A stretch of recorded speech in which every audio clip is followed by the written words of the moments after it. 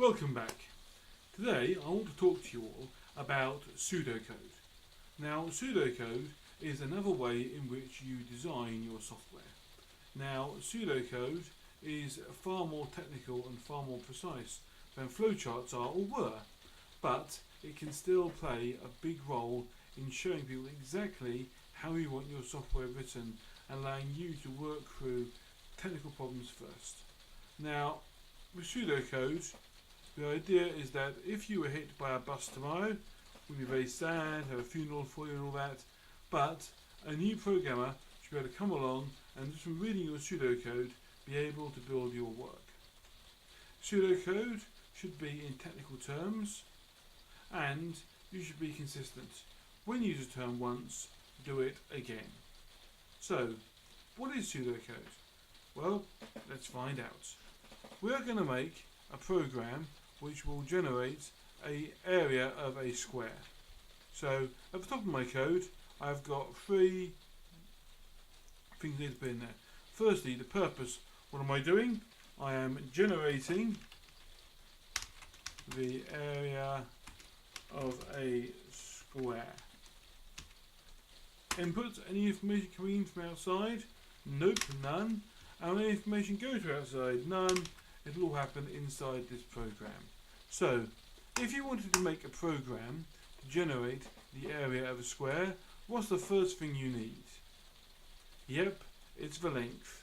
So, here I just write in plain text, our computer code in plain text, so input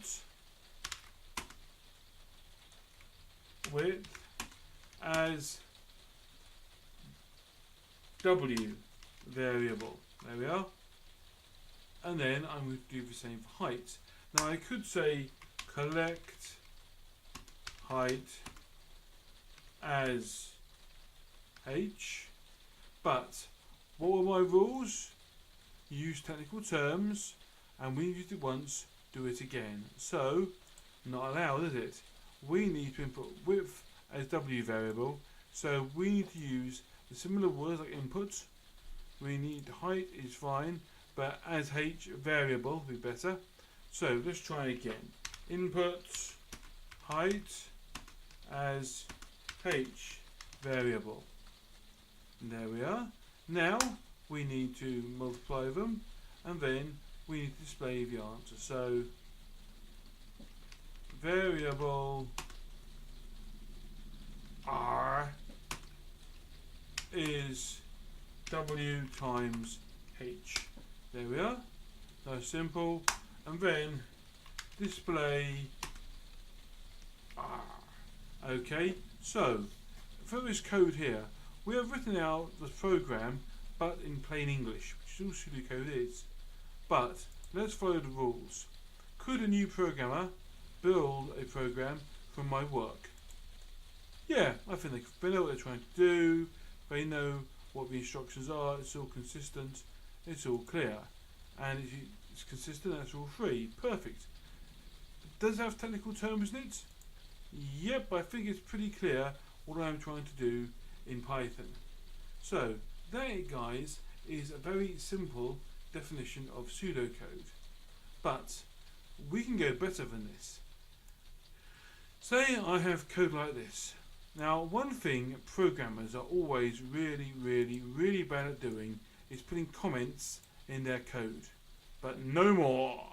We have found a way to solve this problem. So, copy your code and paste it into your Python file. I apologise right now, it's going to all say it's an error. Why? Because these can suddenly become your comments. So, if you put a hashtag at the start of a line, oops, there you go, all the red lines have vanished, they are now comments. So, input, firstly, make all of these comments, lots of hashtags on here. Now, input width as a variable. So w equals input what is the width, and then input h as variable equals input what is the height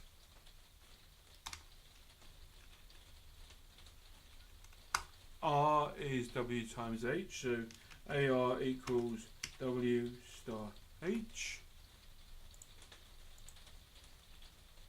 and then print AR. Okay, so we have now got the pseudo code designed perfectly, which is something the exam board will love for your coursework. We have got the code here as well, and by putting them together we've commented the code as well. So we've designed it and commented it all in one quick maneuver. Pretty sweet, huh? Okay, well, that's all we have time for today, guys, but I will see you soon. Thank you very much and good night.